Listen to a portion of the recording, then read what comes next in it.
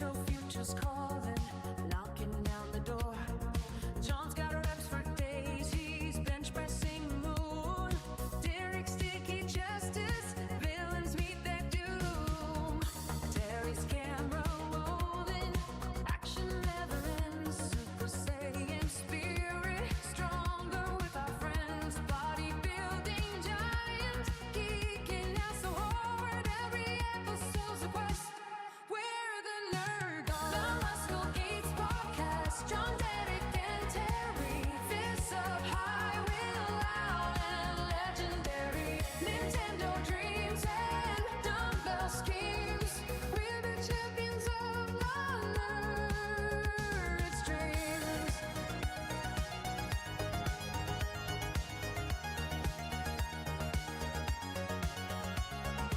From the arcade to the weight rack, we're the heroes in the back.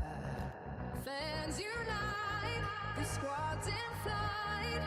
Power of the nerd herd, Sean and Brad. The Muscle Geeks podcast, John, Derek, and Terry. Fists up high, we're loud and legendary. Nintendo dreams and dumbbell schemes. We're the champions of the nerd's dream. The Muscle Geeks podcast, John, Derek, and Terry. Fists up high, we're loud and legendary. Nintendo dreams and dumbbell schemes. We're the champions of the nerd's dreams.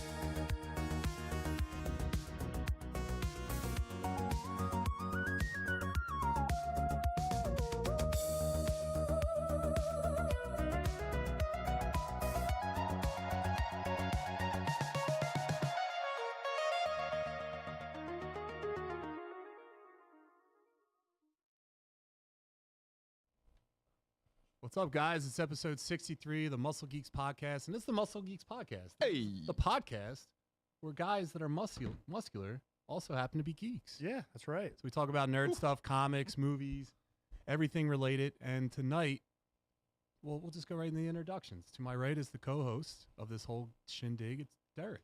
What's up, nerds?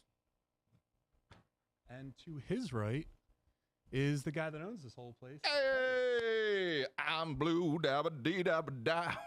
And You're wearing red. What's wrong? I'm blue. In the production booth is the one, the only, the man, the myth, the legend, the Noah. Noah. What's going on, guys? Dark Noah. And we have a guest tonight, fellas. Yeah. Yay. We have TikTok buddy.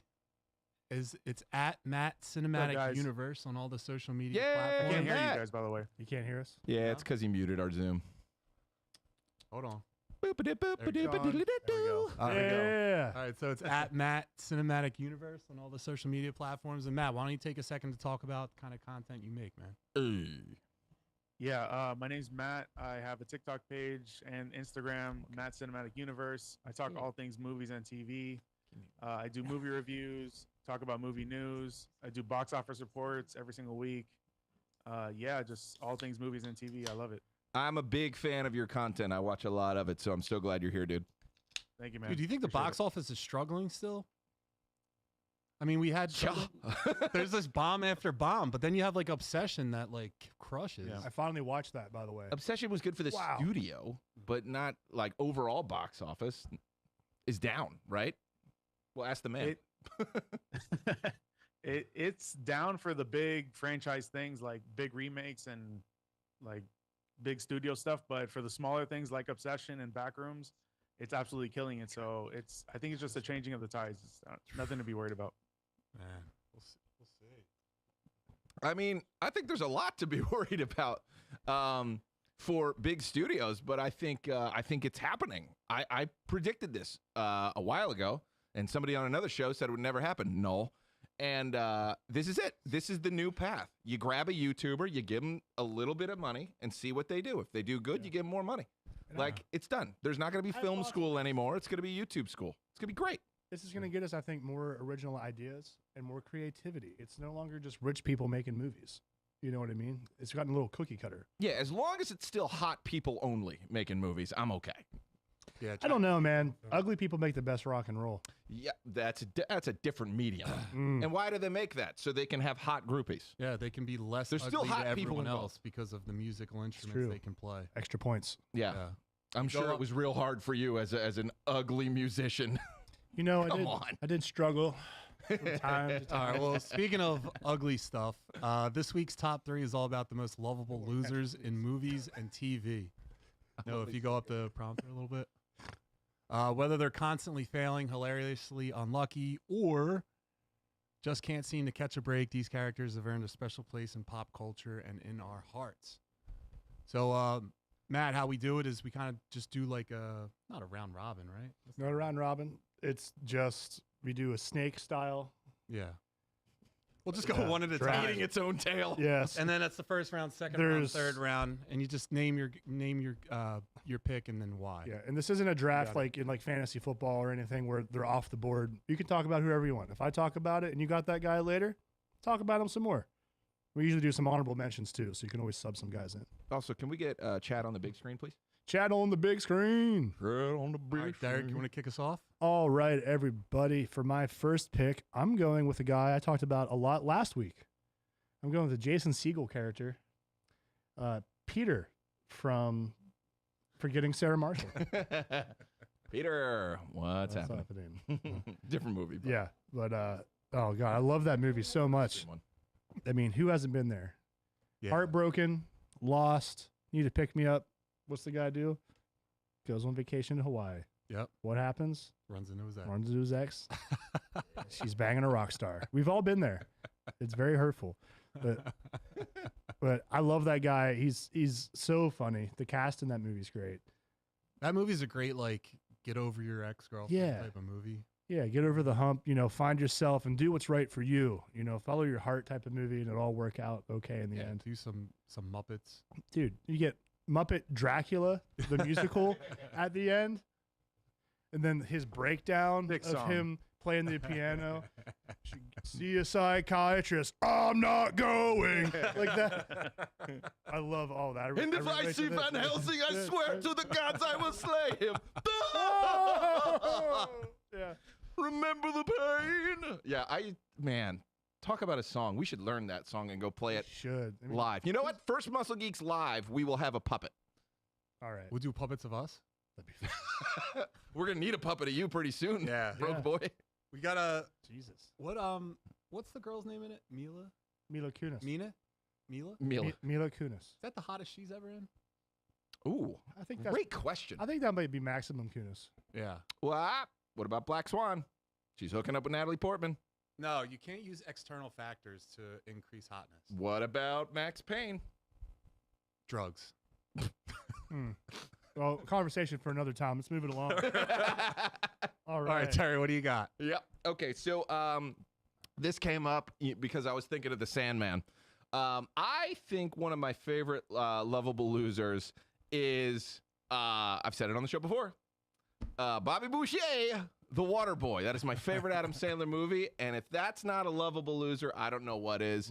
And we know that that beautiful Vicky Valancourt loves this loser as well, but eventually the whole team loves this loser. The whole school loves this loser. It is such a great story of just a weirdo and who nobody likes him. People are very mean. You remember how mean people were in the 90s in movies? Oh, yeah. They would say horrible things that really hurt my heart. Yeah.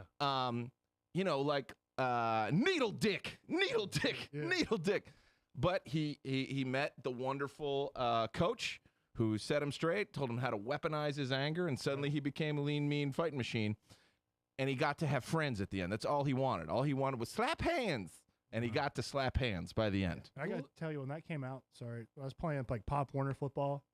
That was so contagious. That's all we were doing was quoting the Water Boy for the rest of our lives. How many tackles were you making where you were like, Everyone I could think of, man.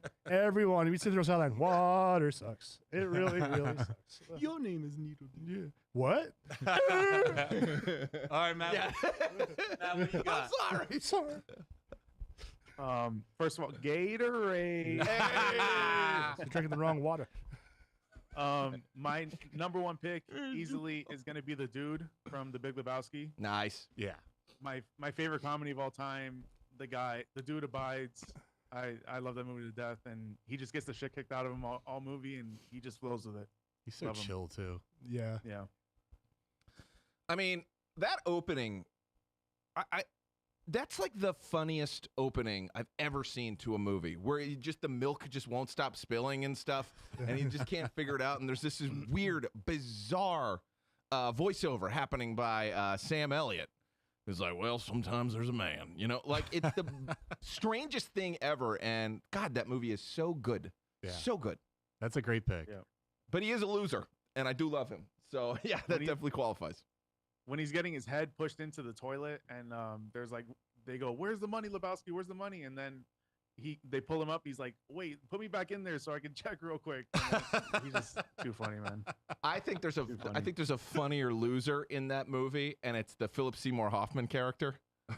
Like when him and Tara Reid, where she's like, "I'll suck your dick," he's like, like, that is one of the funniest. God, yeah, just amazing performances all around. Great movie. All right. All right, so I went a little bit off the beaten path here. I'm going the anime route. So in one of my favorite animated shows, there's a guy, he's a total fraud, but ends up being the hero to save the day. Not once, but maybe twice. And it's Mr. Satan from Dragon Ball Z, Oh, wow. aka Hercule. Hercule. So without this guy's a total fraud. I mean, he is strong, but he's not on Z level of strength.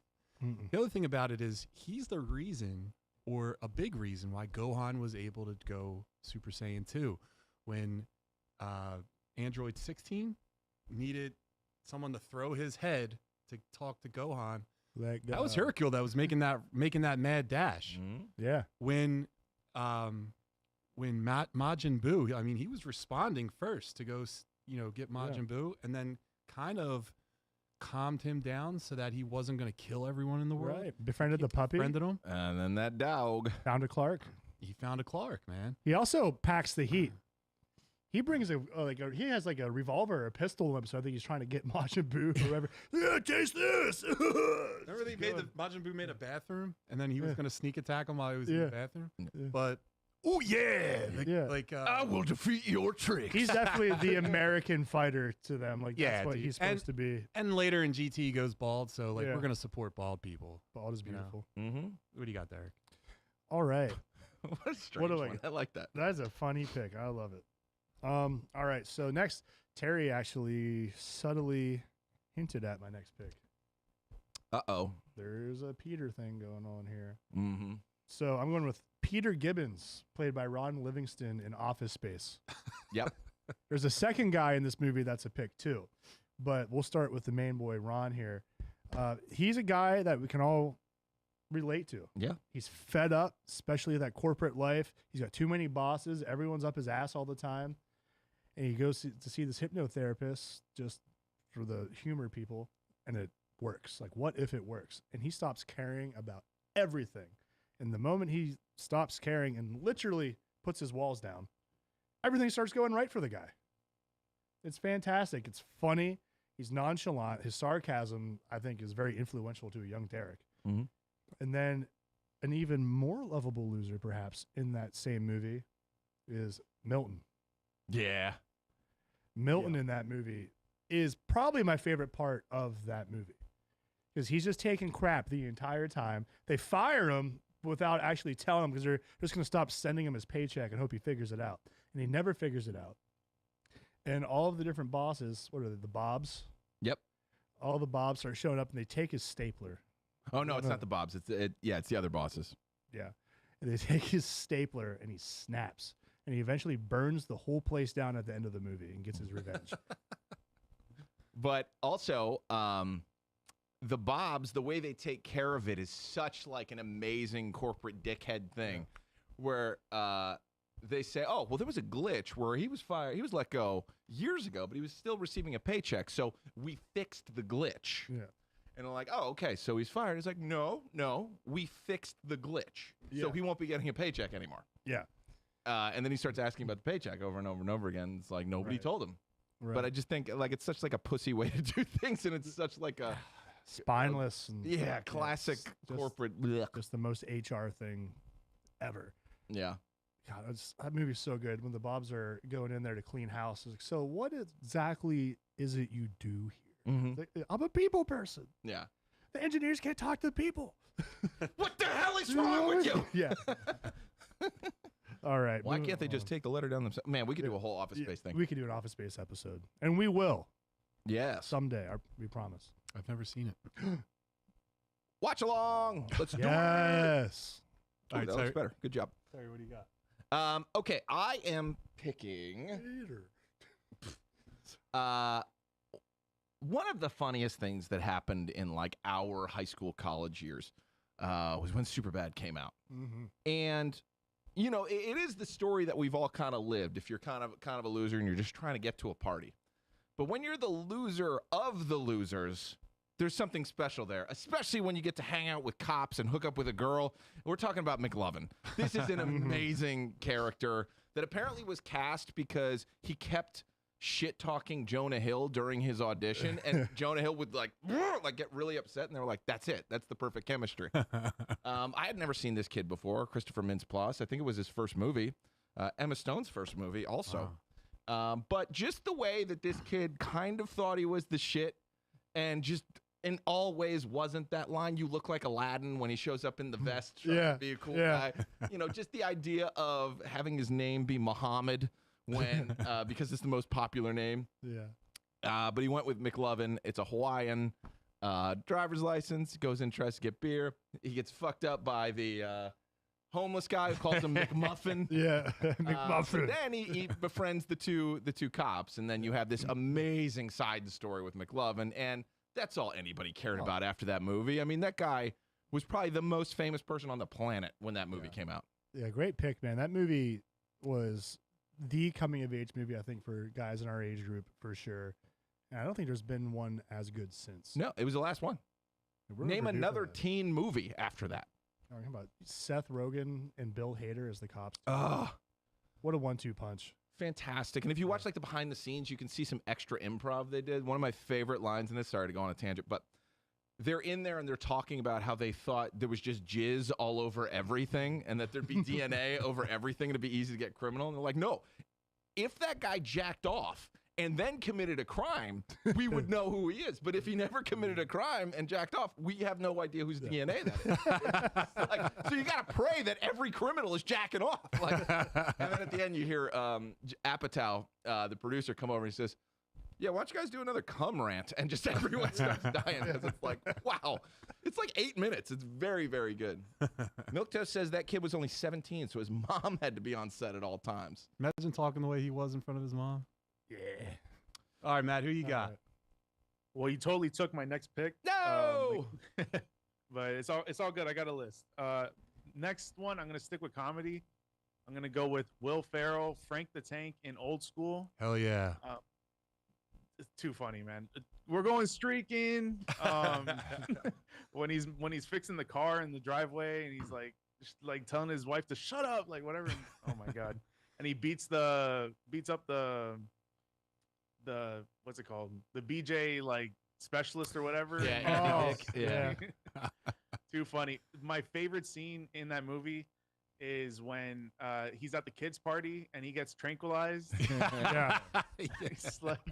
He's like it goes like in slow motion. What are you talking about, man? You're You're crazy. crazy. Love Too funny, man. That's just like Yeah. a guy, like a middle-aged guy that just wants to relive his college life. He doesn't hate his wife. He loves his wife, Yeah. but he just wants to like be with the boys. He still wants to like have that one last Well, run. he gets thrown out. Like that's the big thing is like he's dealing with like divorce the whole time. Well, because he's fucking up. Yeah, he gets swayed back into doing the boys stuff. And he reverts to Frank the Tank. I think even at one point, doesn't she say like, "All right, honey, now no Frank the Tank"? Right. Yes. And I'm like, I Yeah. get this. I feel for this guy. He's running naked throughout the street, and she's Like, driving everyone. past You're him. streaking. Everyone's behind me. Who? Who's everyone? Do you think KFC's open? By the way, I always had a crush on the extra. If you look at the 3 girls that went out to that girls' night, Mm-hmm. There's one that's an absolute smoke. Really? Yeah, she has a little French hat on. We should look her up. Like a Can we give her beret? can we give it a goog? Give it a goog. Hot extra in car with Frank the Tank. I'll go while we're See the googling. Frank the Tank KFC scene. Nah, it's gonna. You got to be in the car.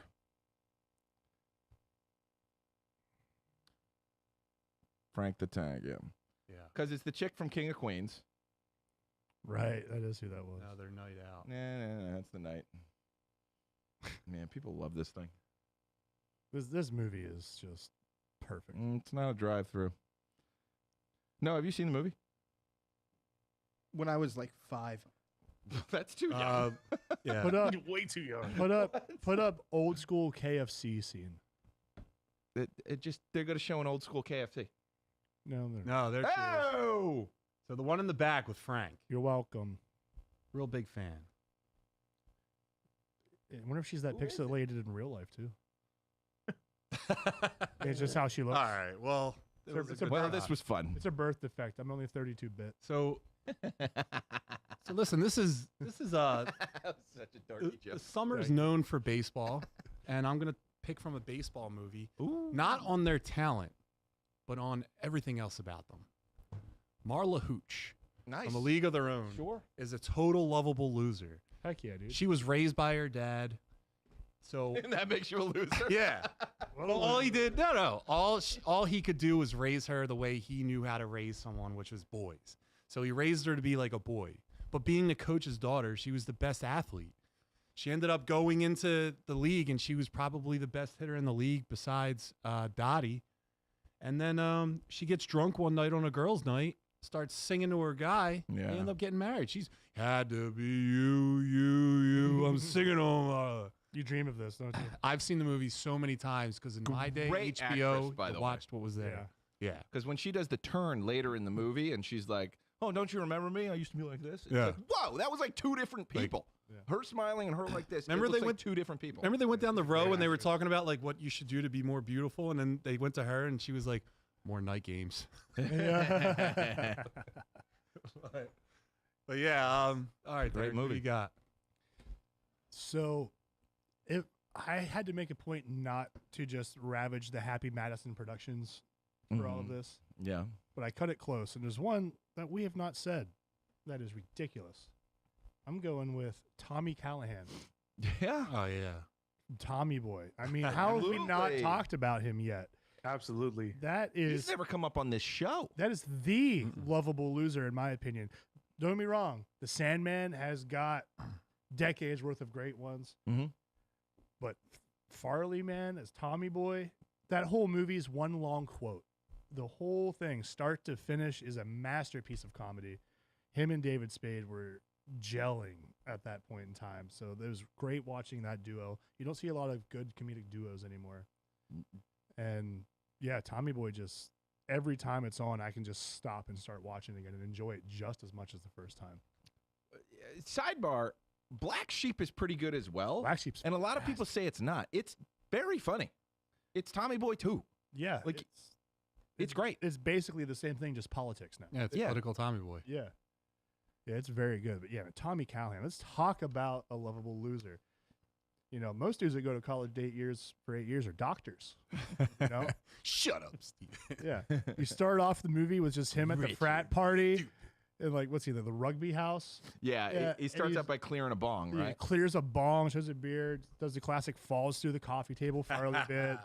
Then he's going home to run the family business, and you meet his dad, and you fall in love with him instantly. Because you're like, this guy doesn't care that his son's a party animal. He believes in him, and he's a good dad. But then he dies. Yep. And the man's got to fight for his family and his fortune to get everything back. Yep. He's got to beat up evil Rob Lowe and get through that. And Herbie Hancock. Herbie Hancock, trust me, I would know. Yeah, dude, you're not. Rob Lowe was only evil in that movie because he was handsome. His handsomeness is what makes him evil. They literally Right, he was hooking suck up his with his- shirt off in the Yeah. one movie just Yeah. for the Rob Lowe effect. And hey, make It was money. weird that he was hooking up with like the person who's like pretending to be his mom. She's hot. Like I said, he's Yeah. evil Rob Lowe. Gotta love evil Which is Rob funny Lowe. because he's so delightful. Yeah, he really is. He really is. He really is. I don't like his diet choices. What? I don't like his diet choices, the stuff he promotes. Go on. Atkins? Yeah. John is anti-Atkins. Just have some self-control. No. What do you got, Terry? I got a couple here that are kind of up there, but I want to go with kind of an obscure one, which is there was a series of movies in the 90s about sports and about like being young, and this kid kept getting cast as like a total dork weirdo kid. In the movie Little Giants, there's the kid with the glasses. Yeah. Oh, yeah. Whose mom is overprotective, Mhm. and he comes up to practice and he's like covered in stuff. I love that kid.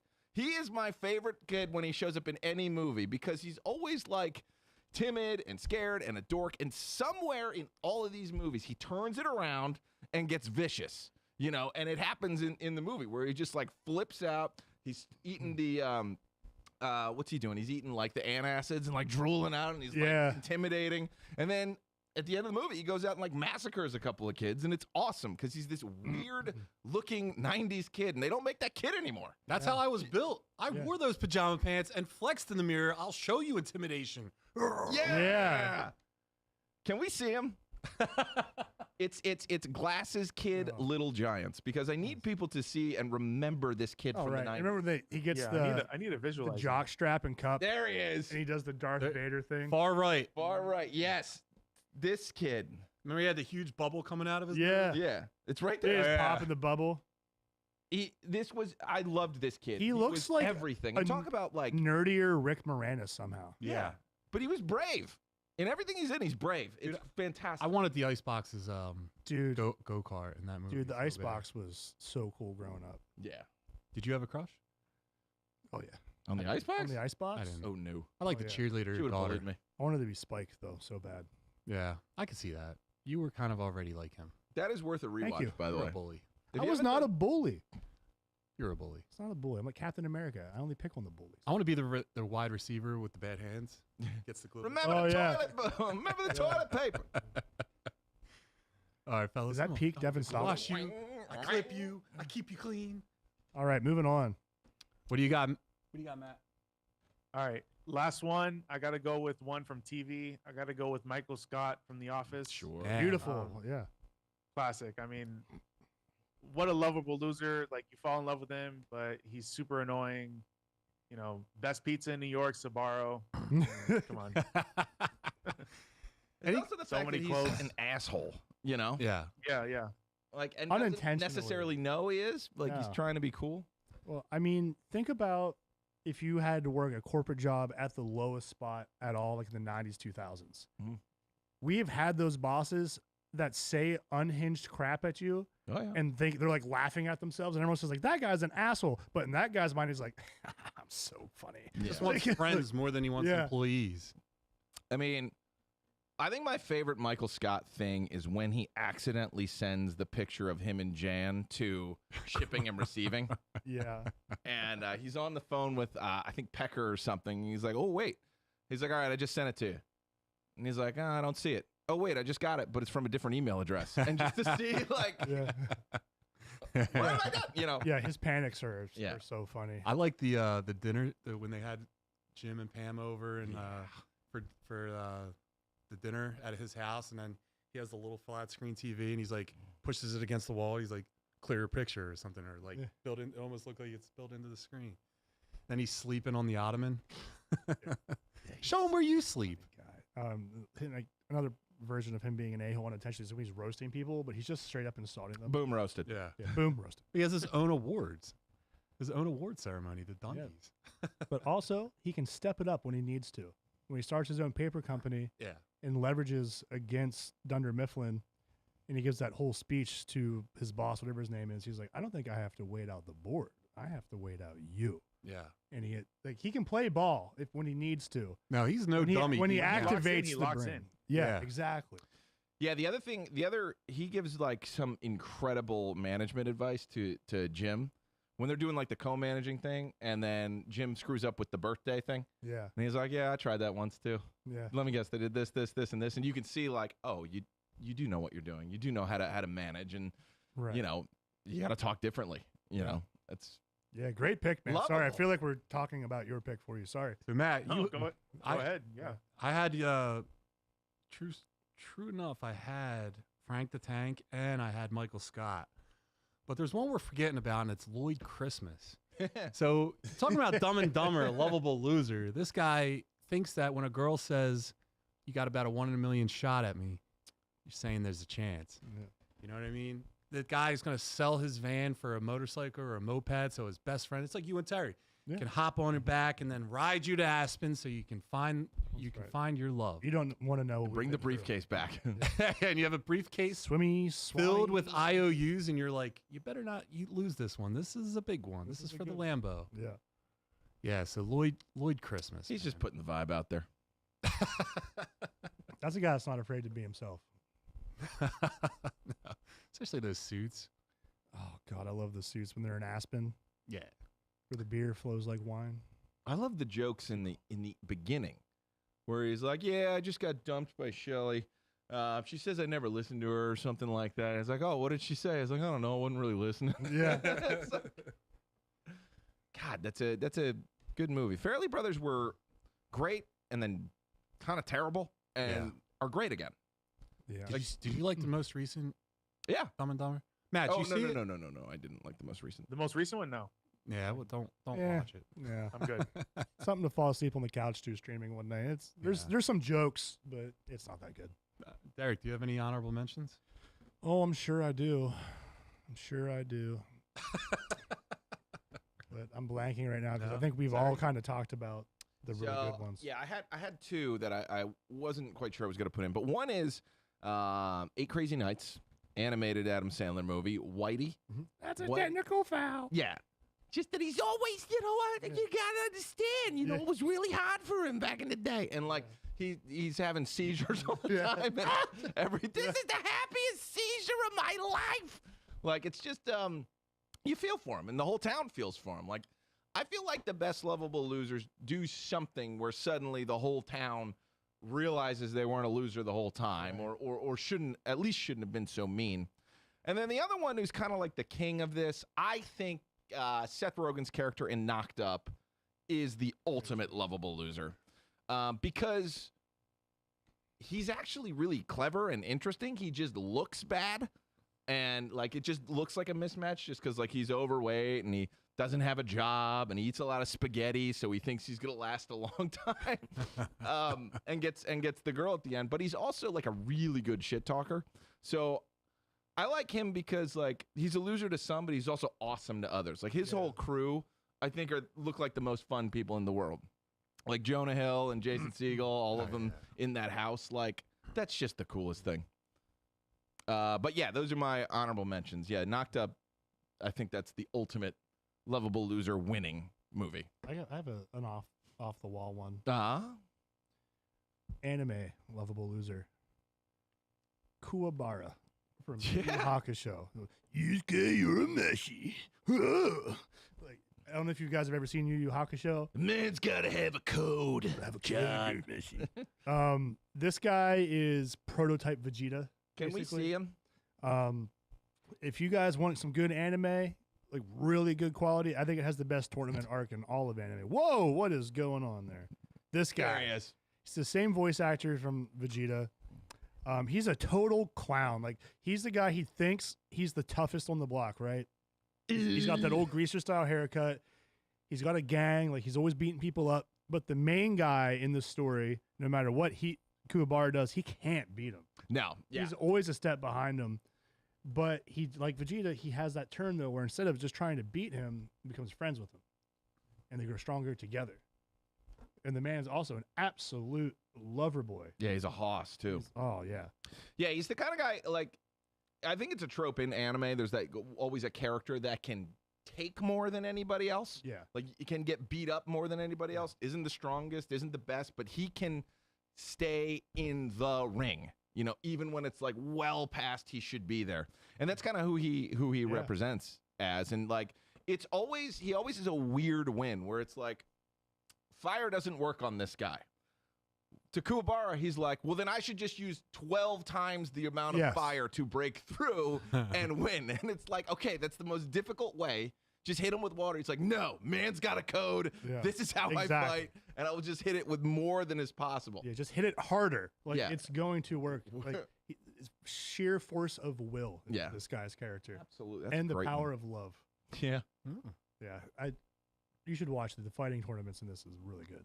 If you haven't seen Yu Yu Hakusho, do yourself a favor. Anybody, go ahead and watch Please that. watch Yu Yu Wonderful. Hakusho. Watch it. All right. Matt, do you have any honorable mentions before we move on? Can we get a Yeah, chat? I mean, I got a few. I got Neville Longbottom from Nice. Harry Potter. Oh yes. Let me tell you something. Everyone about makes Harry fun of Potter. him, and that's the perfect example of like someone that everyone makes fun of and doesn't take seriously. Then at the end, he's the one that actually takes out spoiler Voldemort. You know, with the sword. Just great. I mean, at those early movies with him, just laughing at him, it's just awesome. But he's such a lovable character that he's not annoying. You know. Yeah. And Yeah, he had a in real glow life, up. He had a too. glow up. Yeah. There is nothing yeah. lovable about Harry Potter and Best friend. everything loser about it. Wow. Don't start. Loser. Don't start. All And right, don't all clip right. this. Loser. I'm not dealing with the comments of this guy being wrong. All right. Harry Potter's a great franchise. Harry Potter's back wouldn't have gone out. Loses all the time. He would have been like the Wingardium sciatica. You know And he would have been out of your problem. You would have what's fucked it what's up. the guy's name? It was a Peter. Peter. What's that actor's name? Patrick Warburton. I want to see Patrick Warburton as a Hogwarts professor. Harry, Harry. what are you doing? Like, you just come on. Like, Let's scroll up in the chat and see what the kids said. A lot of milk toast tonight. I like it. Yeah, shout out to Shannon. She might be she's at. enjoying her vacation. What? Who told you to go on She's vacation? beach. Whoa. We're okay. All right. All right, Lovable Loser, Barney Fife from the Andy Griffith Show. Milk Oh. Toast, are you 100 years old? I'm always wondering that. You've brought up Andy Griffith like six Yes. times on this show. Let's see, Lovable Loser 2, Steve Urkel. Yeah. Did I do that? Larry Tudgman from Lizzie Lizzie McGuire milk toast. Who is that? No, See? Milk Toast is 17. Yeah. Milk Toast is a 17-year-old He's lady. he's going up and down and all over. Benjamin. Mr. Button. Papers from Mr. Wimpy from Wrong with Popeye. him? I love Wimpy from Popeye. Yeah. What an underrated character. I'm the same. I just want a hamburger. All right. All right, you guys. I'll pay you tomorrow for a burger today. You're Yes. paying for this. And what you did to Wimpy. Ready for we'll move on. Let's move it along. All right, so the final chapter of Denis Villeneuve's Dune trilogy is almost here. A brand new trailer for Dune Part 3 just dropped, giving fans another look at what's ahead before the film arrives in theaters this December. So, Terry, what do you think? I'm bored of Zendaya. Yeah. Like, that's such a weird thing, but when I was watching the trailer, that's all I could think is like, why is it this? You know, I don't know who's showing up for this one. To be honest, I think I feel like it's like either been too long since between them. This is just a very difficult story to follow with this much time between. Like, it seems like something that's got to be fresh. Like, I have to do a lot of homework before I see this thing. Villeneuve is a genius, and it's going to be beautifully shot, so I'll go see it for that alone. But I don't remember where we are in the story at all. Yeah. You know? Matt, what do you think? Well, this is my most anticipated movie in a really long time. Shut up, Terry. Yeah. Good, So shut the hell up, Terry. Yeah, I can't wait. This Dune Part 2 is one of my favorite movies of all time. And I can't wait. I mean, it looks so epic. Every time we get a trailer, it's like one of the best trailers I've seen. So I don't know. Do you know anything about the source material for the third book? Because I know that there's a lot of stuff that I think they're like avoiding, or they're not going to talk about, or but Yeah. some pretty heinous shit. The spice. Yeah, but Dune is not that complicated. I feel like it's a real easy story just because it's really long and they use a lot of like crazy visuals. So like, guy goes to planet, he joins the natives, and now he's rebelling. It's like Avatar, same movie. It's Star Wars, by the way. It's exactly Star Wars. Yeah, Yeah. but like the trailer sets it up like, okay, he's gonna go back and act like the conqueror he's always been, or something like that. It looks like he's The trailer is No, he's- weird. becoming what he fought for, or fought against. He's been the conqueror because there's a big time jump of like 17 years, I think, and he's like at this point he's like total dictator. So he's lost his way, and he's reckoning with the consequences of that. That sounds like what would happen if Terry was given power. Yeah, we're not doing that again. No. To overthrow natives. No, we had the new 52 this year. You don't even know what happened. Yeah. That's so funny. Question is the character that Robert Pattinson is playing, is that the same character that Sting was in the original one? I don't know. I don't know. Thought that would I've be never Momoa. seen the original from David Lynch, so I don't know. I think I that don't know this what he is. Or is the Elvis homie from the last one that character? Because he looks weird, but he also looks a lot like the Sting version in the 80s. that's just because he's punk rock. Maybe. I think Sting actually, now I remember Sting played the guy from the last movie who Austin Butler played, Yes. the bald head guy. That was him. I think was that these character. these films are so like visually stunning. The sound quality is incredible, but it just doesn't do it for me. I just can't. There's Yeah. like a lot of like somber moments, Oh, a lot of downtime. Yeah, a lot of that. A lot of big sandworms. Did we just ASL milk toast? I haven't seen that in 30 years. Jesus, Eric, what do you think? I'm with Matt. I really like the second movie. I will have to rewatch and get myself caught up. It's one of those. A lot does happen. It's a very long movie. But I'm excited for it. It's going to be beautiful, and I'd like to see what happens. I've never seen the conclusion of the original trilogy either, so I'm in the dark here. I've never read the books, so I like going in blind for once. I think it's going to be. There was no original trilogy. There's only one movie, and I then thought it there just was- went unfinished. Oh, well, I never finished Yeah, watching.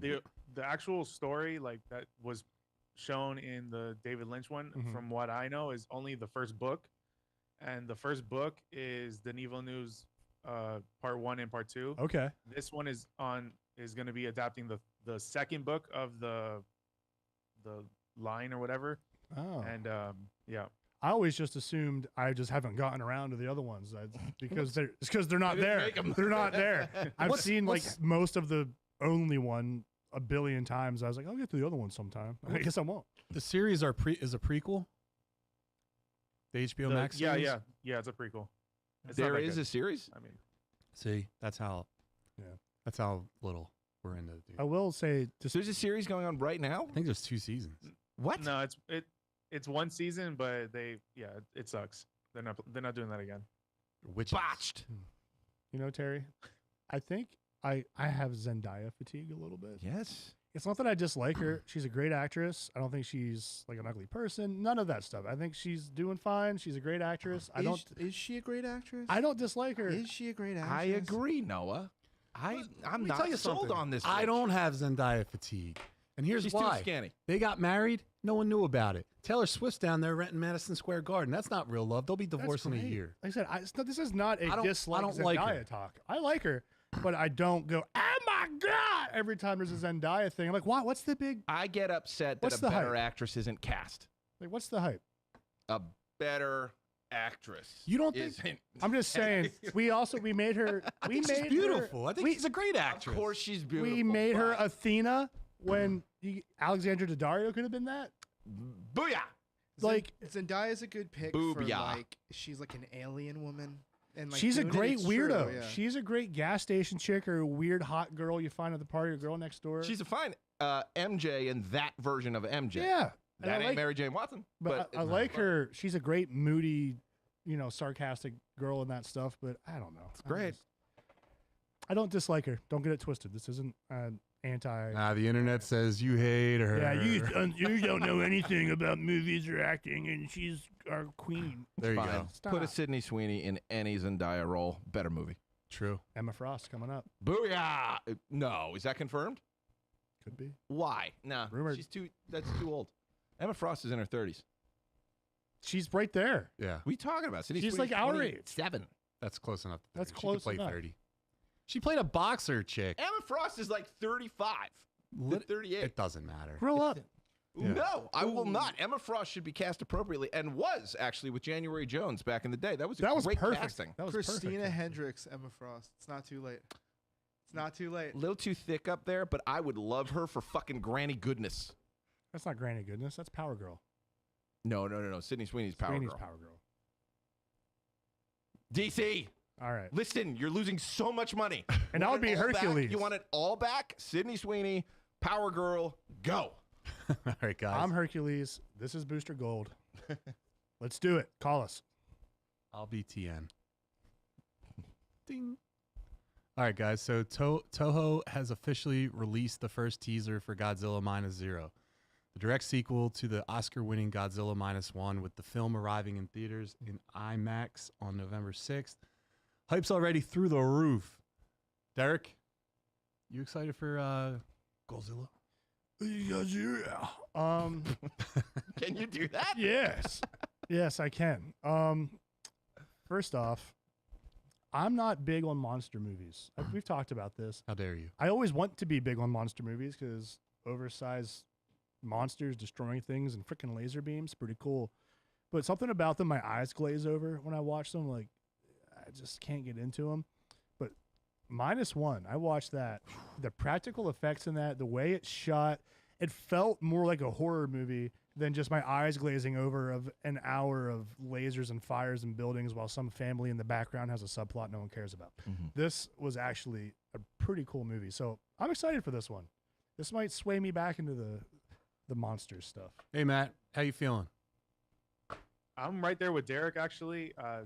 Those other movies like Godzilla versus Kong and stuff like that, that is just complete slop to me. And it's just like, I don't care about any of that.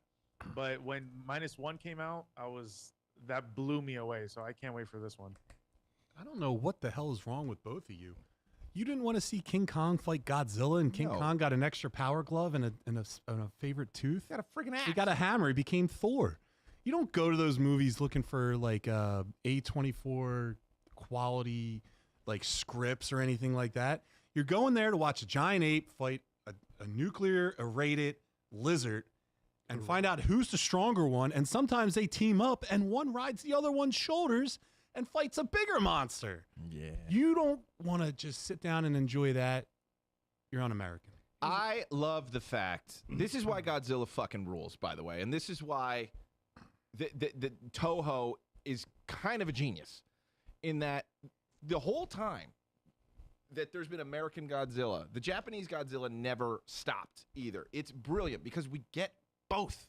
We get the monster fight, the American style, the two giant action figures hitting each other, and then we get this beautiful story on the other side of like deeply dramatic, beautiful filmmaking from the Japanese For like a fraction of the budget. Yes, and it's incredible. I love that we have both of these things. I mean, this is the page to take for everybody. You can have two coexisting franchises with the same character and make both sides of the world happy, and also make me happy because I like a little bit of both sides as well. But this is incredible. The first one was unbelievably good. You cared about humans in a monster movie. That doesn't happen. And they cracked it. And like, I'm sorry, I think American filmmaking is like on its way out because Asian filmmaking is incredible. It's the best stories, it's the best drama, it's the best acting, it's the best directing. They're crushing it. But give me the big American popcorn flick version and my hyper dramatic version by like talented people from another country. It's beautiful. I cannot wait for this. Have any of you guys seen RRR? Yes. Indian Man, cinema. even India, dude. Dude, Bollywood is coming up. Oh, it's over. It's over. We're done. We made all the movies because we had all the monies and the only place available to make the movie. We're fucking toast. Like it's done. You're gonna have like look at the Oscars. Remember when Parasite won? And you're like, yeah. Yeah. I mean, look at Hollywood in general. It's trash. Do you remember his you might not remember his speech when he won the Oscar for it? Everyone else is talking about like political shit and blah blah blah blah. He gets up and he's like, I love making movies. There are people in this room whose movies inspired me to make this movie. I want to keep making movies. Thank you. That's what it's supposed to fucking be, people. Perfect. Yeah. Yeah, I don't care about your political shit. Yeah, make wanna kn- great shit. I just want to know. Or the Japanese are going to do it. Yeah. All right, guys. So we'll go into the Megan universe. It's expanding. Great. So this movie is called Soulmate, and a first look arrived. No. Following a grieving widower whose AI companion becomes dangerously obsessed. It looks like a darker, more psychological take on killer AI horror. So Terry, I'm just going to go to you. I'm going to flip this. Okay. There was a recent one with Megan Fox that came out where she was an AI Mhm. and she was helping raise the kids in the household. The dad fell in love Of course. and wanted, because it was Megan Fox, Yeah. and he was trying. Would you do it? Oh, yeah. God. Well, I'm in trouble when these robots come, guys. They're going to get me quick like that. I will be completely overwhelmed. Like, you're going to come in and I'm just going to be green one day because I'm possessed by the AI. You know, they're going to get me. There's no way I make it out Semen of this. all over it. We know it was God. Terry. No way I make it out of this AI robot sex life alive. It's not going to happen. He's gonna die of They're gonna get dehydration real fast. You think real ladies can steal all your money? You watch what an AI does to me. They're gonna steal my fucking soul. Yeah, these ladies have DLC, dude. What are you gonna do? These ladies have DLC. You're gonna watch out. By the way, Swolemates. That could have been a name for this podcast. Well, no, we're not dating. No, Not yet. not yet. You wait till the Not robots any- come. yeah.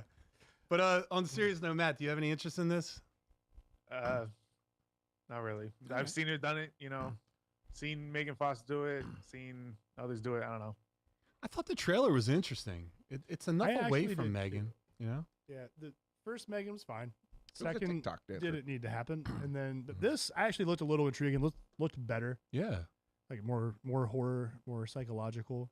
So I'm not gonna rush to see it, but No. it does look better. There's no way no one's going to the theaters for this. I think it's going The right best to version streaming. of this already came out. What was it called? Companion. That was good. That was a wonderful take on this. That was a good one. You should watch that. What's companion? It's about a guy who has an AI robot girlfriend. Actually, the guy is Huey from The Boys. The same actor is in this Oh. movie. He's the main character. And it's everything going wrong with him and his relationship with this fembot. It's very dark. I don't want to say too much because a lot of this is like thriller, like edge of your seat stuff. So you should watch it. I would say, I mean, that sounds great, but there's no way it's better than that Oscar Isaac movie where he brings in someone to test his robot and the robot ends up like figuring out how to outsmart him Ex sexually Machina? and stuff. Ex Machina. Like that's the king when it comes to like an AI robot thing. Like that is such a good movie. If you haven't seen it, What about watch it. her? Isn't that with just the With voice? Joaquin? Joaquin Phoenix? Oh, is that the one where he's like, And it was I didn't Black see Widow was ScarJo. the voice. what's the other one? Is it Mother? Or is it Mom? The one where the chick is raised by this robot, like in this bunker, like bomb shelter. Because it's like its sole purpose is like human preservation. So it's I like, don't know this. I'd like to be raised by AI. I'd just come out autistic. no, can we give that a goog, please? Robot raises daughter movie. We're gonna find it.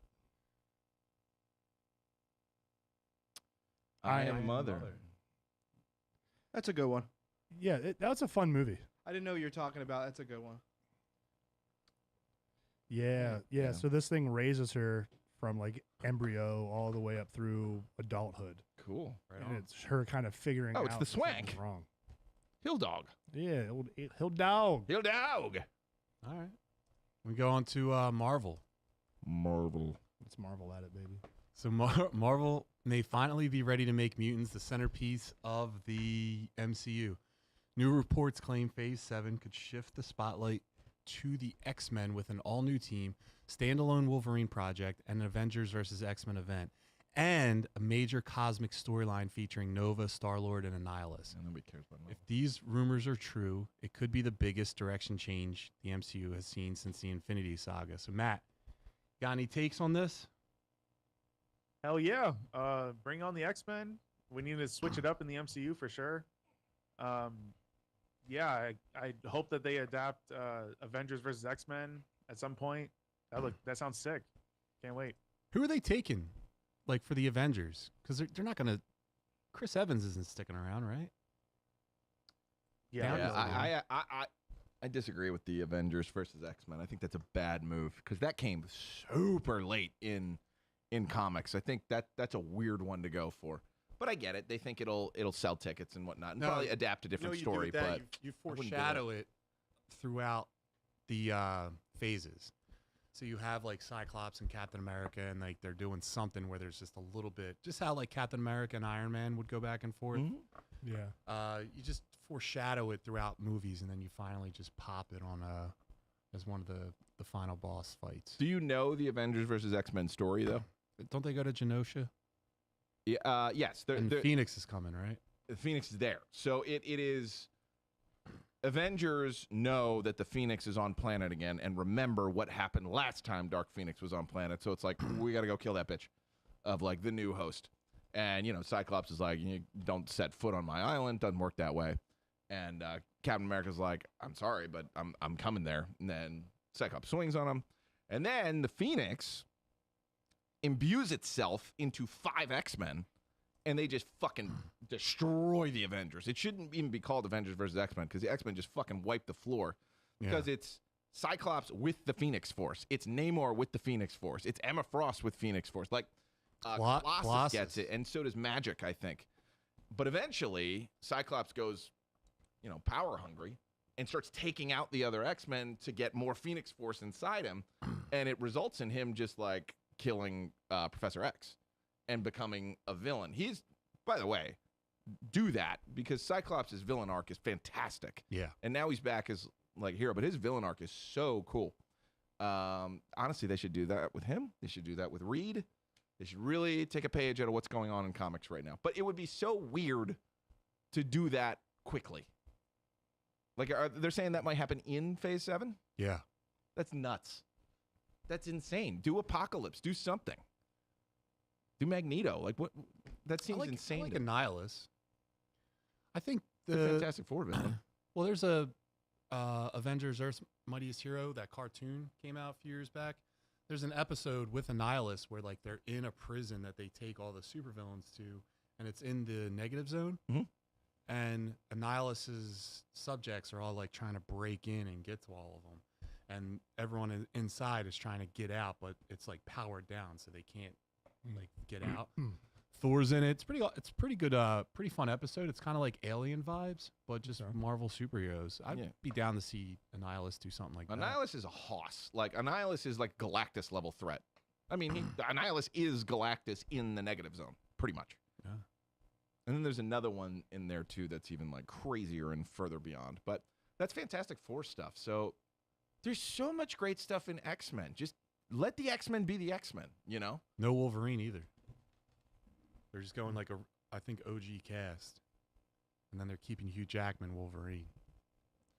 I'm very interested what that Wolverine solo movie would be. Thoughts? I'm hyper curious about what they plan on doing.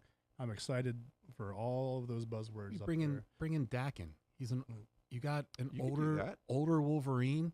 Bring in a son. You already had his daughter. True. Bring in a son through different means. We never got a good Sabretooth, did we? Mm-mm. Yeah, that's like No. the best Wolverine story is Wolverine and Sabretooth.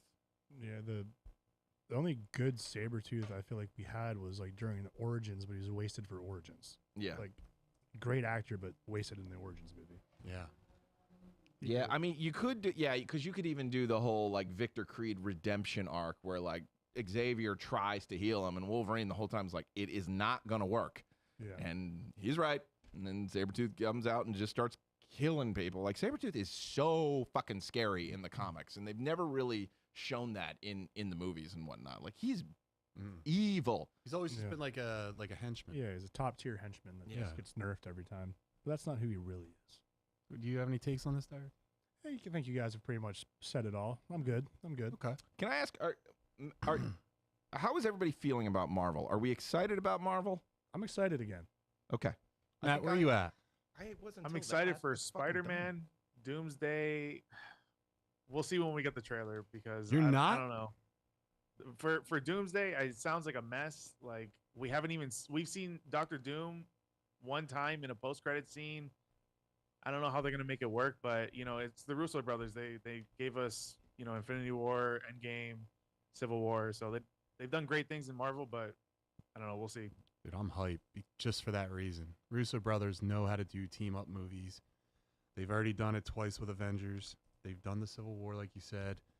I don't think they need to show too much. I think that it's just like Spider-Man's going to bring you back in.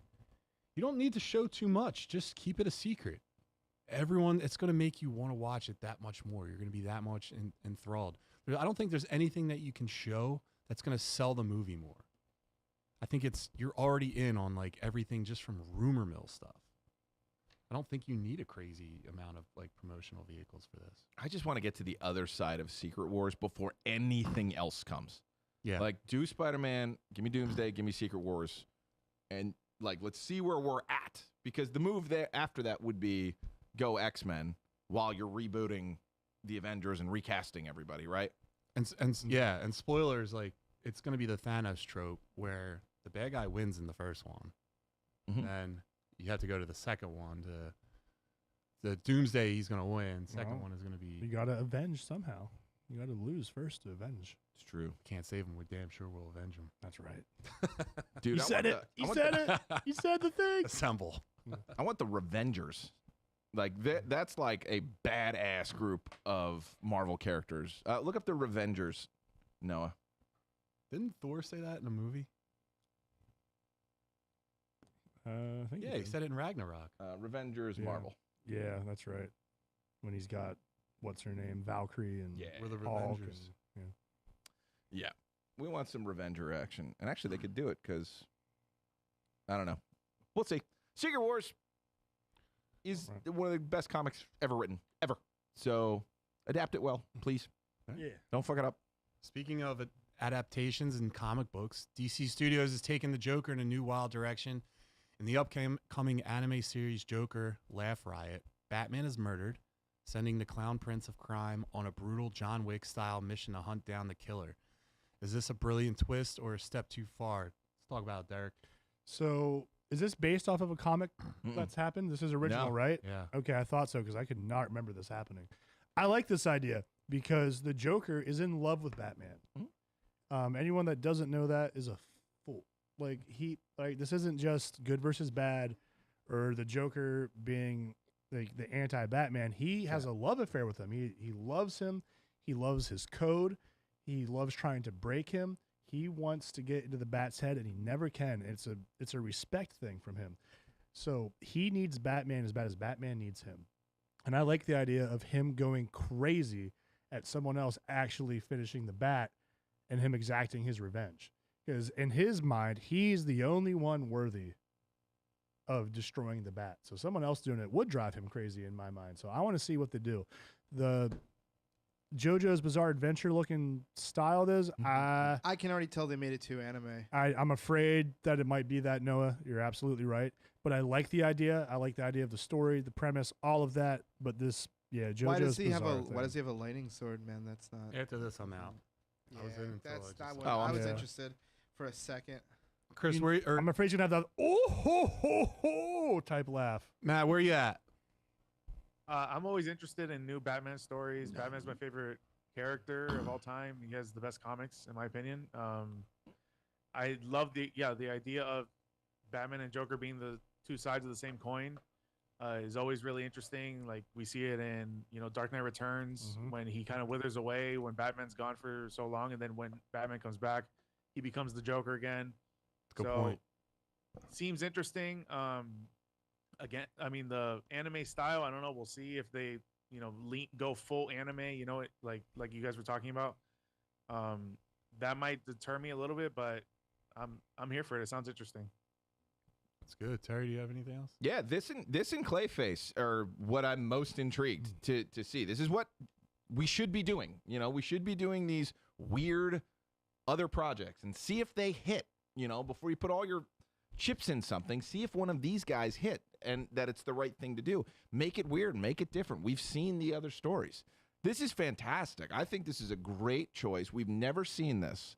We almost saw it one time, and it was in Batman the Animated Series, when for the Joker's birthday, Harley delivered Batman to him. Harley defeated Batman and was like, and here you go. Now you can take this gun and you can shoot him, and you've done it. You've killed Batman.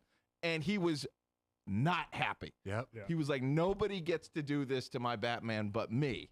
And lets him free, apologizes, which is like such a great scene. It's like, I'm so sorry about this, man. Like, it unties him and lets him go. They're just It's like, embarrassed. "We'll try Yeah. next time." Yeah. And then, of course, goes to kill Harley. And then Batman, of course, saves Harley. And then she kisses him.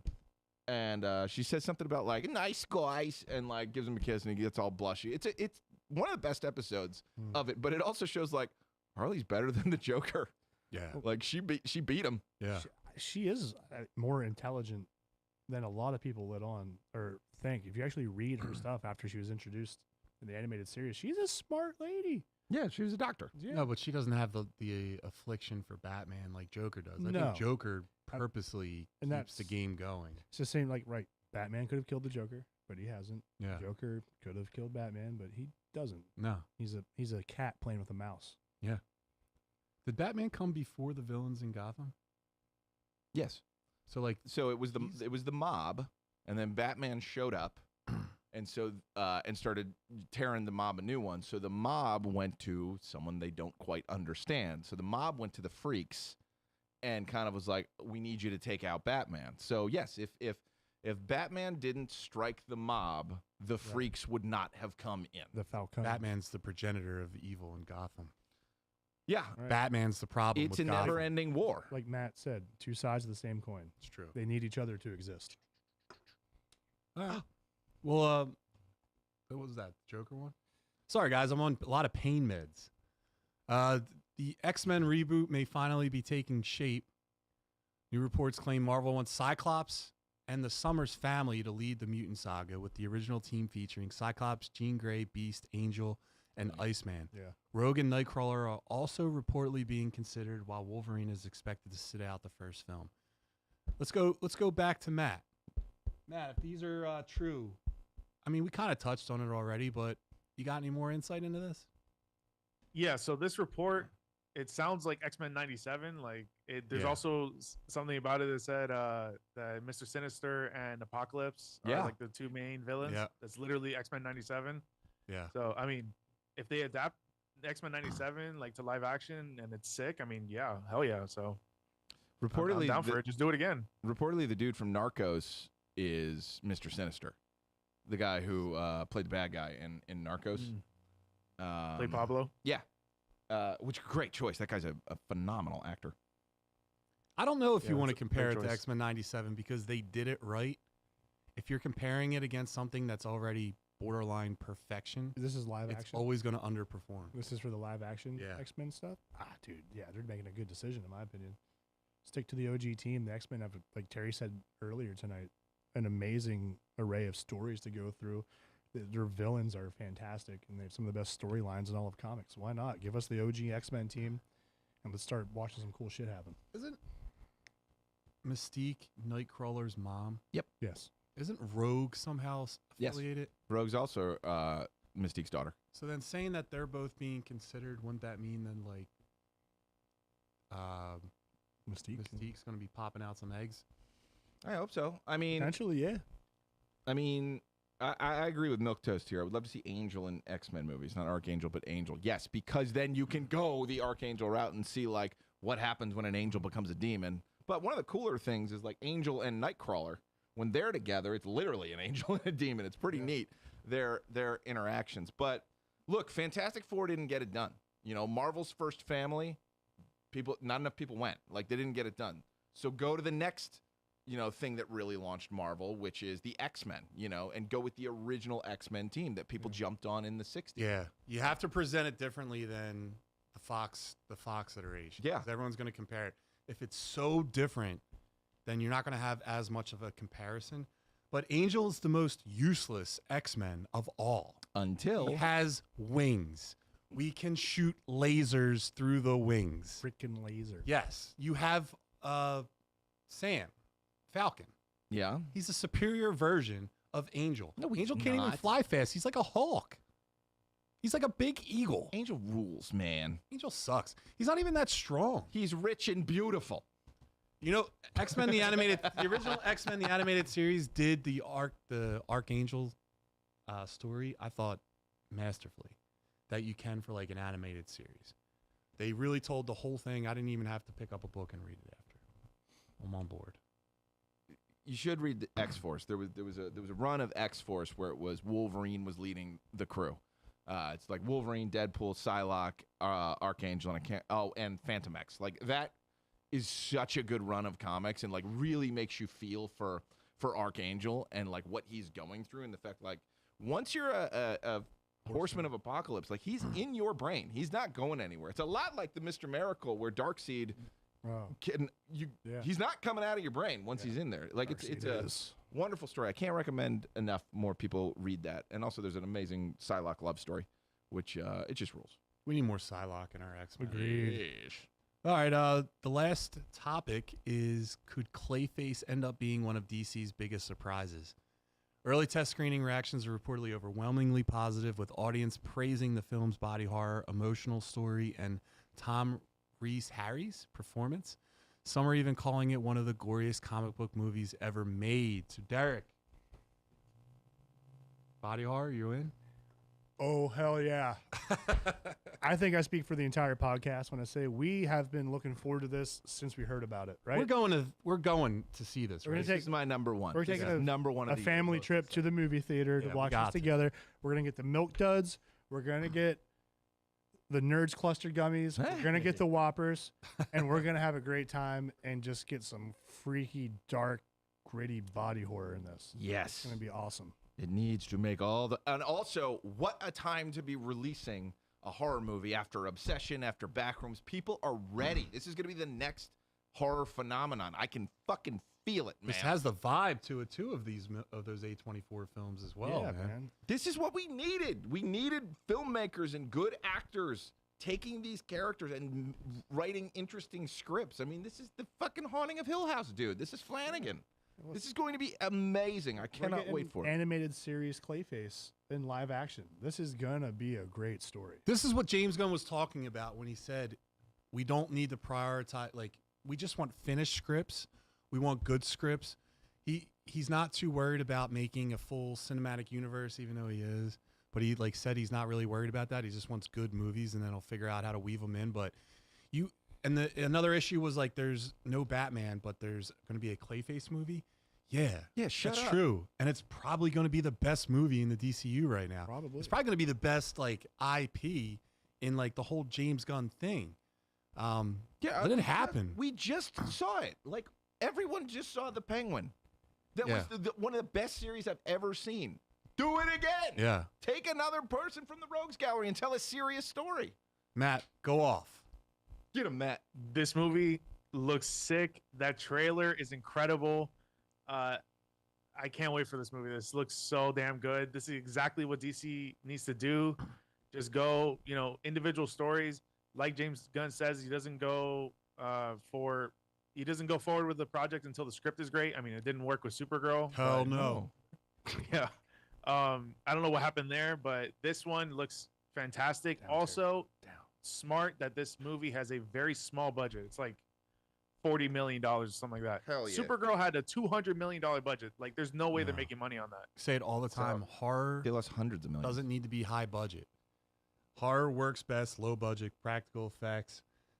And if they're taking the inspiration from Batman the animated series, that's all you need to do. Everyone from like our age range, you guys are a little younger than me, but we're all going to be in. You just have to say Batman the animated series to a nerd. Oh, that's what it's based off of? I'm in. I'm in 1,000%. Don't tell me anything else. Mm-hmm. Preach, baby. But this is, you know what other movies can be made cheaply? Detective movies. Yeah. Batman's a fucking detective. There should be a whole Detective Comics series of movies coming out from DC once a year. Dirt cheap. $30 million. Just keep making them and like figure this out. Stop worrying about the big blockbuster. It's over. We're not going anymore. We're not going to the big movies. I mean, and I'm not going to eat my words because I know everyone will go see Doomsday. I know everyone will go see Spider-Man. Great. But we don't have that in DC unless it's a Batman. You think Right. they could make a Question movie? Yes. Oh, my God. I love the Question. They never will, though. No, can you imagine Because his like rights are... a noir style Question movie? be the best movie. I'm in for it, It'd baby. be a great TV show. Yeah. Yeah, we haven't talked about Spider Noir either. I don't want to. Well, all right. We won't talk about it. Okay. Come to my next podcast. All right, Derek. X-Men 97, season 2, episode 4 happened last week. Mm-hmm. Did you want to cue this up? Do you want me to cue this up? Da-na-na-na-na.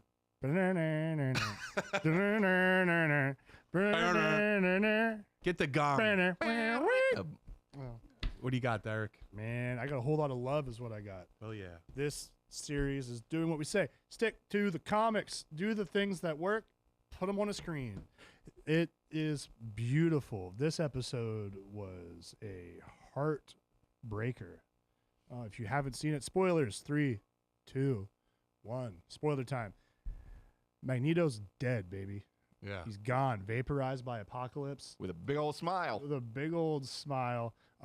Watching Nur turn into Apocalypse had me on the edge of my seat. Mm-hmm. Like, yes, we all knew it was coming if you follow the comics or watch any of the original stuff, but this felt so on edge the whole time. Dude, when his face expanded, I was like, Yeah. wow, Yeah. this is so cool. And watching Magneto's last stand was goosebumps.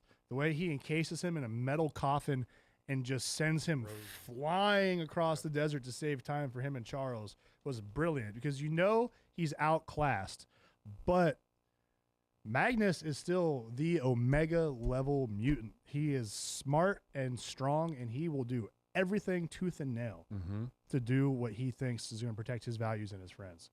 And seeing him break down, accept in his brilliant mind that he's going to die, and give Charles that hug and like say goodbye, I was like, God damn, tears. Just Yeah, but Charles couldn't leave his homie. no. He's supposed to leave. I ain't going anywhere. It's like Terry coming back for you when you're getting in a bar fight. Yep. You know? Or the other way around. I brought snacks. Yeah, have an orange slice. Yeah. Get back in that kid. But yeah, I mean, he tries to send Magneto away. He's like, no, get out of here. He tries to white fang him, get him out of there. And then who comes around at the end? Magneto, baby. He's still there. You can't get rid of your boy. Or Charles, rather. Backwards. But yeah, the boys. Yeah. The The boys most are back. useless guy shows up to support you. I'll help you. Yeah. Yeah. Why don't you have a laser or maybe like a sword? No. No. You're But just also, throw you around in your wheelchair. go back to the future. What were they doing? Like I was Team Bishop that whole episode where he's just like, put on your damn collars, let's go. What are you talking about? We are need leaving. to go. Bishop, I was definitely Team Bishop in this. Same. And I like when he was like super feisty with Apocalypse too. When Charles is like, I'll go with Apocalypse or I'll go with Abba, help me? In Sabanur. Saba Noor. He's like, I'll go too. I'm going with the professor. Yeah. Bishop's the man. Yeah. And he was right. I mean, him and Forge were the two smartest guys Yeah. of just like, hey, we're here. Let's go. What the fuck? It's like, Yep. we'll just pop him in the head right now and leave. Yeah, I have a gun upstairs. We'll do it together. Yeah. Yeah. My only issue with time stuff though is like Bishop comes back right after Magneto's vaporized. Mhm. It's like, oh, what happened? I don't know, man. Maybe take your little time slip thing and go back about 10 more minutes. Yeah. Why don't you show up then save him? Or like, oh, I got the time thing. Why don't you go back to the future style and go talk to your old selves that are saying, no, we shouldn't pop him in the head. There's still a chance. There's no chance. Why can't you slide back and tell him like, nope, we tried it. No, because it makes a split into another reality. It's like, Well, it sucks for that. Branching Sucks for that timeline. reality. In my reality, Mhm. I'm killing him. Okay. He's dead. Little baby Apocalypse laying in the manger. Bah! That's what you're doing? Yeah. That's what Wolverine does. Yeah. Like, Wolverine straight up murders Baby Apocalypse Gives in the him comics. claws. And he's right. Matt, did you watch this episode? Yeah, the best episode of the season so far for sure. Yeah.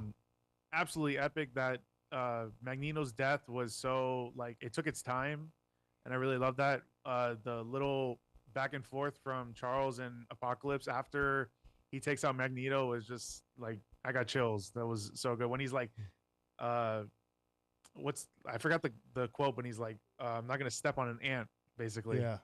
Not kill him. yeah. Men don't need to be It's like- brave to step on ants or something like that. Yeah. Yeah.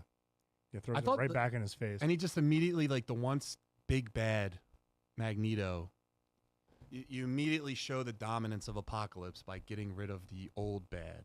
yeah. The new bad just like one shots him. Yep. And is like, now I'm the guy you all need to fear. And I thought going to Apocalypse after X-Men, because like the last few seasons of X-Men, the animated series, it was just Apocalypse all the time. And it kind of got boring. So I thought if they were revisiting this, I'm like, man, don't go in this direction. Like, let's do some new stuff. But it's wonderful. It's just, Yeah, they did a it's just great job. presented differently. You're going origin story. And I love the paradox of his spaceship is there already to transform him into Apocalypse because Future Apocalypse already brought it back around, Mm-hmm. parked it there. It's very like mind-bendy stuff. It's ship. Ship. And can we talk about Magneto's display of power Sure. of trying to protect everybody while using his magnetism to control ship and the black hole that it's Mhm. creating and just offset it with his fucking awesome powers? That was such a Yeah, he beautiful screamed to do it too. Like that took everything he had. Right. He's not dead, right? He's not dead. What do you today. think? Do you think? Do you think? He's not dead. You think? It's time. Time travel. I people know are where never we're. dead. I know where we're going. Is that He's where not we're dead. going though? He's not dead, right? We're absolutely going there. Are we? We are. He's probably stuck in the Wild West somewhere. No. You know where we're going, John? Magneto's consciousness is in Xavier right now. Oh, then you're going to that. We're that, going to Onslaught, yeah. baby. There's no way you wouldn't, because now Xavier's. Whenever Magneto dies, Xavier loses his will to for the dream, and whenever he loses the dream, something gets in there, whether it's like the Shadow King or any of these other things. But Onslaught's the big one, because Onslaught is the rage that Xavier feels on losing Magneto combined with Magneto's hatred of humanity in one consciousness. So, Charles definitely pulled him into his head, and that's coming. There's no way it's not. And I will bet you Onslaught beats Apocalypse. I think that's how this ends. That's a good guess. We shall see. But I'm excited. But also, can we talk about, didn't it make you want Kang? Oh, when he showed yeah, up. Yeah. and then he puts the helmet on as he's saying goodbye. It's Yes. And I was like, wow, Jonathan Majors, why? like- yeah. We could have had a cool Kang thing. I love Kang. Kang Yeah, is a that great could have tied character. into all the live just- action stuff. He just left his his servant. Yeah. He's like, I got to go conquer another Yeah. time. This one, I'm not winning. Yeah, you it says something like you have a destiny for this or something like that.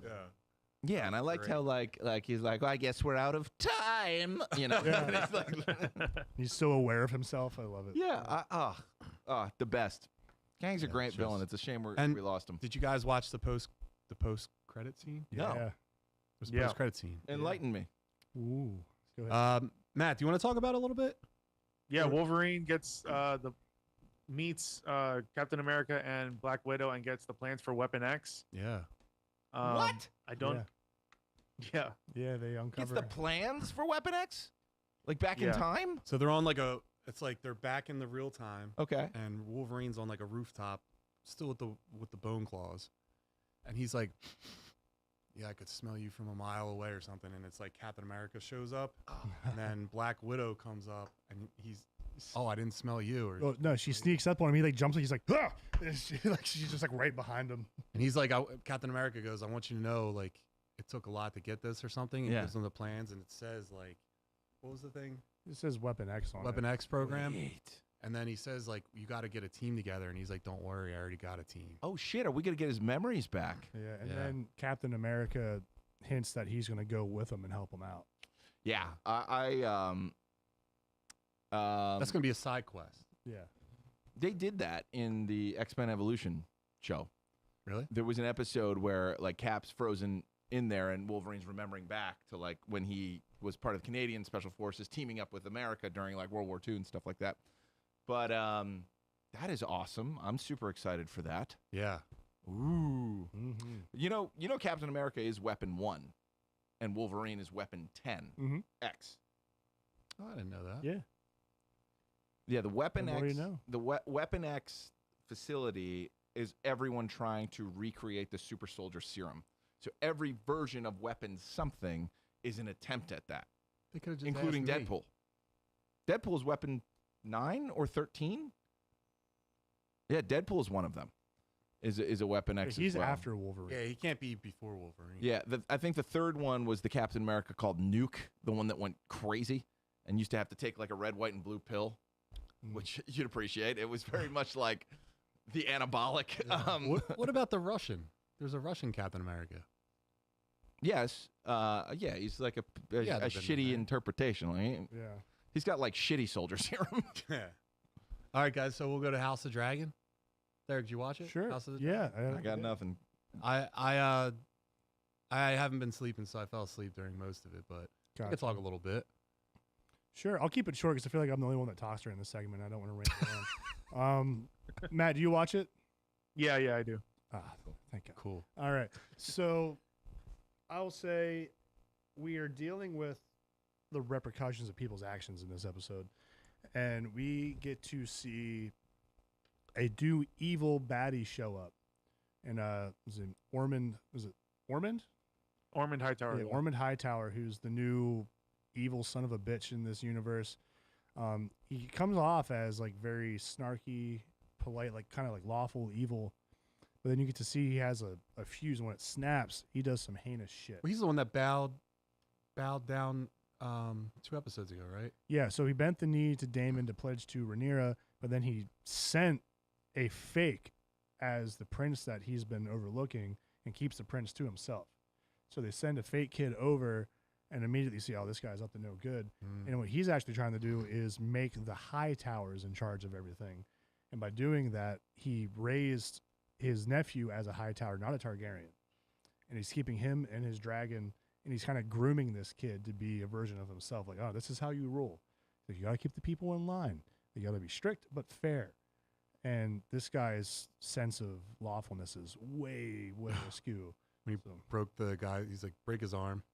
Yeah, so one of his soldiers, because the soldiers overtake the city, they're all moving into the different homes and taking over as they do when they're sieging. And of course, classic, one of the soldiers tries to ravage a woman that's there, gets called out, and the soldier's basically, oh, she's lying. And he's like, no. He like doesn't believe him really. So he's like, has his dick cut off and his arm broken because he broke the guy's wife's arm. So he's like, okay, so you tried to rape, dick's gone, and you broke their arm. We're gonna break your arm, but don't worry, you can still work for me and be one of my soldiers. And the guy's like, please no, I have a wife. He's like, no. But then he turns Eye for an around and brings the homeowner into his fucking lair anyway, and it was like, listen, you're still an extension of the crown and us, and you did wrong, so you gotta die. And he makes the prince kill him to show that he's serious and needs to learn how to start killing these people. It's very dark and twisted. That was probably my favorite part of the show. Matt, what did you think of this episode? Yeah, the whole Ormond and Darren relationship is really interesting. He's trying to groom him to be this great leader, but it's also tough love. It's very like, I don't know where Darren is on that scale. Does he love him? Does he fear him? I don't know, but I guess we'll see. Outside of that, I love the scene with Daemon when he finds his daughter in the cave with the dragon. That's one of the best scenes, that he's like trying to protect his daughter because now he knows like what crazy shit she did. Yeah, he's such a dad that in that dragon. scene too. He's like, well, we could fix this. And she's like, well, I did this. He's just like, like he's just so He's frustrated. like, oh, come on, you did what? Yeah. Is that where the dragon runs out of the cave and he has to like move out of the way? Yeah. He's got the long neck dragon. Yeah. He's got the Brontosaurus dragon. That scene was cool too when he wanders into the cave because what is it? Cyrax? Caraxes. Right? Caraxes, yeah. Yeah, Caraxes. The brain on you. He will not listen to Daemon and is pulling in because he senses that his daughter's in that cave with the thing. So he makes him stop in. And when he looks, you get this really cool old school dark fantasy, like something you'd see on an old book cover, where you see the dragon way off in the cave with the flame building up as it's getting ready to protect its master, as the master's walking in front of it. So you see the silhouette coming out of the cave. It's very, very beautiful. Have we met the cannibal dragon yet? that you alluded to a couple weeks ago? No, I want to meet that one. How would you feel if your kid had a bigger dragon than you did? I'd be happy. Good. Make my line stronger. Get bigger, stronger, Terry, faster. how would you feel if you saw someone with a bigger dragon? Oh, I'd have to eliminate him. Tracks. How about you? How about you? I'm running. I don't want any smoke. No, dude, I think, bigger dragons mean more food, right? So I'm murdering all of them, and I would just have the one dragon. Maybe mate them. I think you fly away. I think you fly away to another land of strangers. You mate the dragon you take with the that wolf. over. Well, it's kind of funny though. That's what Damon wants to do. He's like, we have 6 dragons. He says in the previous episode, he's like, we can fly across the world to Dorne Yeah. and just take the shit. We don't have to worry about our enemies right here. There's a whole world to conquer. Why are we staying right here where our only problem is? We can just go take over the rest of the world. And it's not a problem. Yeah, I'm on that team. I would just have the dragons banging all the time. Just get a Well, bunch yeah, of you dragons. got to start a dragon breeding company. Yeah, just have them teeing off on each Kind other. of like chocobo breeding. Yeah, Dragons. Exactly like that. All right. Matt, anything else from the show for this week you want to talk about? There was just so much. It's hard on the spot. Yeah, the Allison finding out that her daughter is pregnant. I don't know what that's going to lead to. Yeah. What is she going to do? I don't know. Is she going to try to flee again? Very interesting. I don't know. What do you think, Derek? I'm really curious too, because is this Aegon's son? Like, was he able to squeeze one out before his dick was fucking burned off by the dragon? I assume so. Yeah, I guess. So And who it's- else would it be? Right, and if it ends up being a son, then this changes a lot. Like, there's a lot more stakes, and the Game of Thrones continues to be played. So that's pretty interesting. I like that they alluded to that, but I have no idea what it means, though. This could go a lot of different directions, and it was also fun seeing Aegon have to shovel piss and shit and just kiss this guy's shit-covered boots and just play the part. Oh yeah, dude. Yeah. But it's funny though, because you see him like he's still like, who the fuck do you think you are? Like, no, he's not dealing with these conditions of being a peasant, but he forgets like he's an ugly cripple now. And, like no one knows he's the king, so he has to suck it up, but he won't. He still's like, no, like Is this the guy who was the hand in Game of Thrones? Remember he like went off, and the little girl that was royalty, The she was Stone Jon Girl? Snow's daughter or sister, the little one, and she came back and she was like an absolute animal. She was just able to murk everyone. oh, Arya. I guess so. It's about Ned Stark's daughter, Arya Stark. She was like young. Yeah, Yeah, was- she went and yeah. learned Is this from like kinda- the man with no face. When she or changes whatever. her faces and stuff. Yeah. Yeah, is this She kind of gets like that that ability. where this dude is going on the land? He's going to learn how to toughen himself up. He's definitely going to learn to be more gritty and tooth and nail and have to actually play this game and not just be the rich spoiled kid that gets what he wants. So his arc's kind of fun. We might actually end up being more endeared to him by the end of this, perhaps. Yeah, I can see him being like a Jamie character in the original show, Mhm. like someone that is at the top at the beginning of the show and then gets the shit kicked out of him, and he has to go learn, courage or whatever. Humility. How to use another hand. Yeah. Terry's not going Yeah. to like him because he's ugly. Yeah. He's never going to incur favor. All right, guys. So, Matt, one more time. What's up? What's your socials? Did you have fun tonight, dude? Thanks for coming. Yeah, on. man. Thanks for having me, guys. It was a yeah, lot of dude. fun. Talking some good stuff. Yeah, man. Thanks for. For one more time, just say what your social medias are. Yeah, Matt Cinematic Universe on TikTok, the Matt Cinematic Universe on Instagram. I post every day. I try to go live a couple times a week. Talk about movies, TV, do box office reports, movie reviews, TV recaps. Talk about regular movie news, anything you could think of. Yeah, everybody. So if follow. you're interested in any of that, follow me. Follow. Hell yeah. Yeah, buddy. Follow him now. All right, and Derek, what about you? Where to find me? Yeah. Find me right here. In your heart. And every laughing child and every cloud in the sky. Matt, what state I'll be are you there. in? I'm in Florida, Miami. You need seal coating? No. No. No. Oh, never mind. But you can find my business, Derek Baker Seal Coating, up here in good old Philadelphia, Pennsylvania, for all of your asphalt repair needs, baby. You got potholes, you got cracks, you just need some new sealant, you need lines striped, ADA, code compliance. Give us a call at DerekBakerSealCoating.com. Free quotes, fast service, smile. That'll fix your door. You fixed the door to my store this weekend. I did. You fixed the door. Fixed his door. I had to break the door down because I locked my car keys in there, and I had to go get the pain medication before the pharmacy went out. Wow. Closed down, so I Yeah. broke through the door. Gorilla Grodd over here just ripped the door completely out. But don't worry. I fixed it. It was 2 hits, too. It was smooth.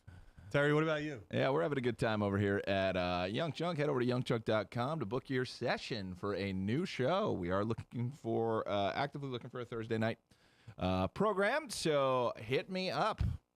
Love you. And we love Noah, and we love the Muscle Geeks, and we love everyone in the chat. And we'll see you guys next week. Episode 64 is next week. Talk to you guys. Oh, wait, we didn't do a flex. I did it the whole time. Yeah. Hey, the muscle geek now. Yeah, baby. All right. There we go. Thanks, Matt. See you, Matt. See you guys. Adios, baby. See you, Milk Toast. Love you.